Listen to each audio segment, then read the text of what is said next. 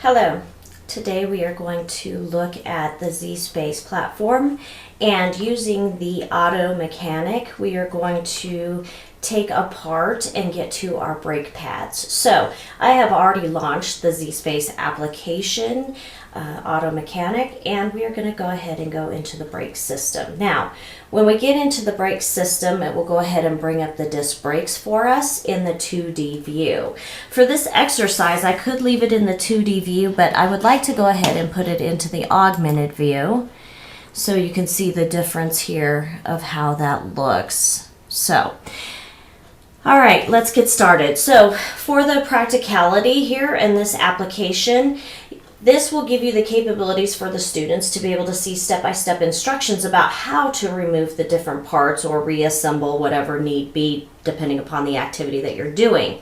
And so I've got step-by-step instructions up at the top here on the screen if you can see those. Now I can go ahead and set it up for students to where I can do an exam view, and that would actually let me see how students know their knowledge without having the instructions. So these instructions would actually go away, and then go ahead and grade the students on how well they do the assembly, disassembly for the particular application that they're working with. So for this we're going to go ahead and leave the instructions on, thereby giving you also the capabilities to see where I'm supposed to target and put my tools and what I'm supposed to remove. So starting with the disassembling the brake oil hose bolt and brake oil hose, which you see here. So I'm going to go ahead and pick up my 11mm socket wrench, and I'm going to go ahead and put it on that bolt.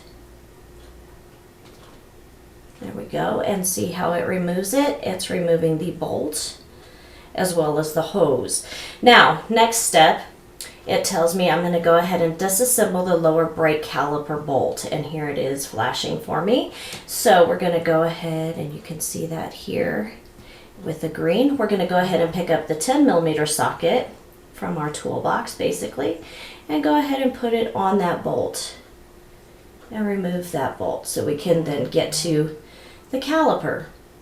So in here now we've got the caliper highlighted, and all we have to do is click it, which is basically our hand showing that we're moving that caliper, thereby exposing the brake pads.